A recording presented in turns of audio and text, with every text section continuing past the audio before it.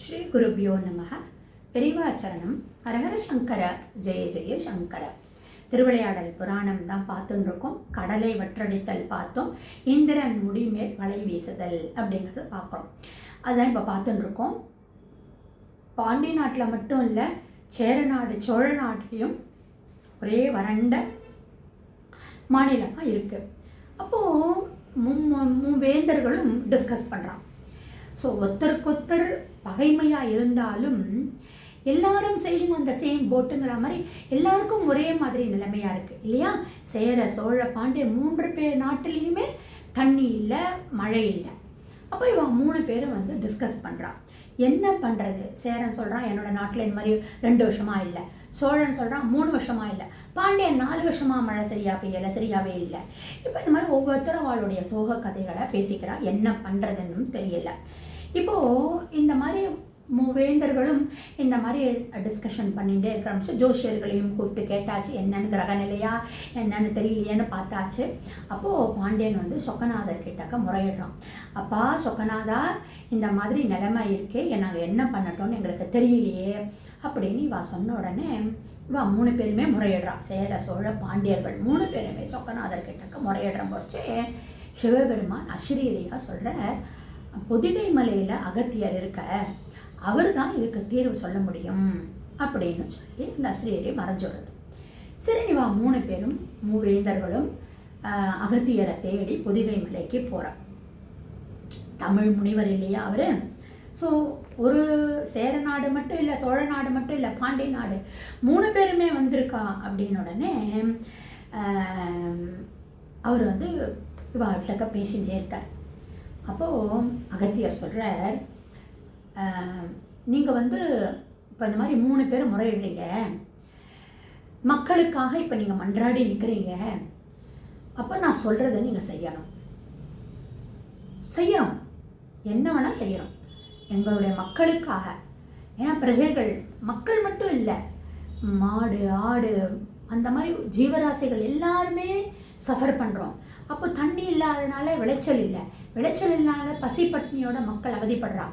அப்போ நாங்கள் என்ன பண்ணணும், இதுக்கு என்ன நாங்கள் பரிகாரம் பண்ணணும், நாங்கள் ரெடியாக இருக்கோம் பண்ணுறதுக்கு அப்படின்னு உடனே அகத்தியர் வந்து தேவலோகம் போகணும்.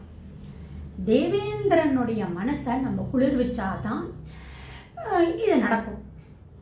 ஆனால் நீங்கள் 3 பேரும் உங்களுடைய உடம்போட யாருமே இந்த மாதிரி உடம்போட போக முடியாது இல்லையா? தேவலோகத்துக்கோ சொர்க்கலோகத்துக்கோ நரகத்துக்கோ போக முடியாது இல்லையா? இறந்த பிறகு ஆன்மாக்கள் தான் போக முடியும்.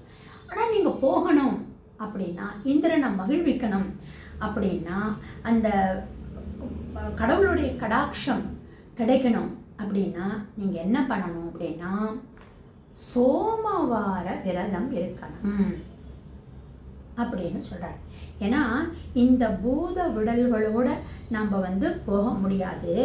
அதனால் நீங்கள் வந்து இந்த சோமவார விரதத்தை ஃபாலோ பண்ணணும் அப்படின்னு சொல்கிறார். என்ன அது சோமவார விரதம் அப்படின்னா, அகஸ்தியர் வந்து எல்லாம் விளக்கமாக சொல்கிறார்.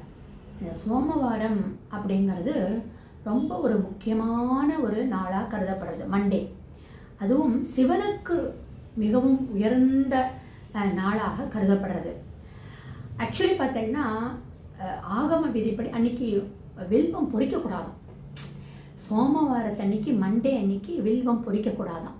ஏன்னா சிவனுக்கு மிக உயர்ந்த நாளாக இருக்கிறதுனால அன்னைக்கு பொறிக்காமல் முதல் நாள் பொறிச்ச வச்சுண்டு சிவனை மனசால தியானம் பண்ணிண்டு பிரதோஷ காலத்தில் சிவ பூஜை பண்ணி தீப தூப ஆராதனைகள்லாம் பண்ணி அர்ச்சனைகள்லாம் பண்ணி இந்த மாதிரி நியமமாக 1 மண்டல காலங்கள் இருந்து நீங்கள் இந்த விரதத்தை கடைப்பிடிச்சிங்க அப்படின்னா இந்த பூத உடலோடு நீங்கள் தேவலோகம் போகலாம்.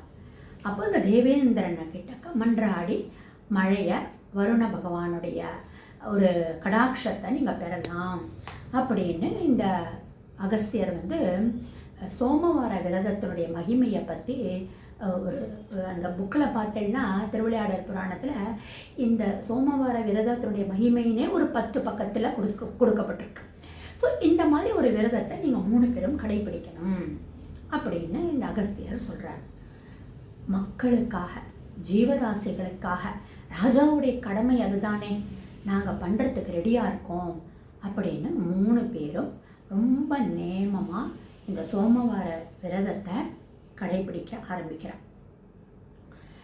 ஒரு மண்டல காலம் சேர, சோழ, பாண்டியர்கள் தத்தம் நாட்டுக்குள்ள அவாவா நாட்டில் இந்த மாதிரி விரதத்தை கடைபிடிக்கிறான். ரொம்ப என்ன சொல்கிறது, அந்த ரூல்ஸ் அண்ட் ரெகுலேஷன்ஸை ஃபாலோ பண்ணிட்டு ஆஸ் டோல்டு பை அகஸ்தியரை சொன்னபடி ஆகம விதிபடி அந்த விரதத்தினுடைய முறைப்படி கடைபிடிக்கிறான். இந்த வேந்தர்களும் கடைபிடிக்கிறத பார்த்துட்டு இவளுடைய நேமங்களும் நன்னா இருக்கிறதுனால இந்த பூத உடலோட தேவலோகம் போகிறதுக்கு ஒரு சான்ஸ் கிடைக்கிறது. தேவலோகம் போகிறோம். தேவலோகம் போனால் தேவேந்திரன் இந்த மாதிரி ஒரு ஆப்பர்ச்சுனிட்டிக்கு தானே காத்துன்னு இருக்கான். சேர, சோழ, பாண்டியன், அதுவும் இந்த உக்கர பாண்டியனை எப்படியாவது அவமானப்படுத்தணும் அப்படிங்கிற ஒரு ஆப்பர்ச்சுனிட்டிக்கு வெயிட் பண்ணிட்டு இருக்கான். என்ன ஆகுது, இவன் 3 பேரும் தேவலோகத்துக்கு போகிறா. இந்த தேவேந்திரன் என்ன பண்ணுறான், தனக்கு தாழ்ந்த ஒரு ஆசனத்தை, அதாவது தனக்கு சமமான, இப்போ ஒரு அதிதி வந்தால் அவள் நம்மளுக்கு சமமாக இருக்கக்கூடிய ஒரு ஆசனத்தை தான் கொடுக்கணும், அதுதான் முறை.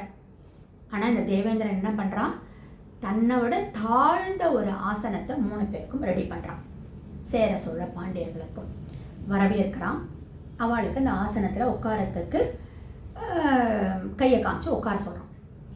அவள் 3 பேர் ஒரு நிமிஷம் ஒருத்தர் பார்த்துக்கிறா. சேரனும் சோழனும் வேற வழி இல்லாமல் அங்கே உட்காந்துக்கிறான். ஆனால் உக்கிர பாண்டியன் தன்னுடைய தன்மானத்துக்கு ஒரு தீங்கு நடக்கிறது, ஒரு மிஸ்பிஹேவ் மாதிரி பண்ணுறான், ஒரு ஆட்டிடியூடை காமிக்கிறான் இந்த தேவேந்திரன் அப்படின்னு இந்த உக்கிரபாண்டியனுக்கு மனசு அதில் சரிப்படலை. அதில் அந்த தாழ்ந்த ஆசனத்தில் அவனுக்கு உட்காரத்துக்கு மனசு தன்மானம் ஒத்துக்கலை. அப்போ என்ன பண்ணுறான், அவன் தரன்னு அவனே ஒரு சேர் எடுத்துட்டு தேவேந்திரனுக்கு சமமாக ஒரு சேரை போட்டுன்னு உட்காடுறான். இந்த தேவேந்திரன் பார்க்குறான், இன்னும் இவனுக்கு ஆத்திரம் வருது. இவனை உக்கிரபாண்டியனை ஏற்கனவே கடலை வற்றடிச்சுட்டான், இவனுக்கு இன்னும் தண்டனை கொடுக்கணுன்றதுக்காக தான் இந்த மாதிரி மழையே இல்லாமல் பண்ணியிருக்கான். அதில் சேர சோழ மாட்டின்ட்டா. இப்போ இந்த தேவலோகத்தில் கூட்டின்னு வந்து இவளை அவமானப்படுத்தணும்னு பார்த்தா இவன் இந்த மாதிரி பண்ணுறானேன்னு இவனோட ஆத்திரம் இன்னும் ஜாஸ்தியாக இருக்குது. என்ன நடக்கிறது நாளை தொடர்பில் பார்க்கலாமா?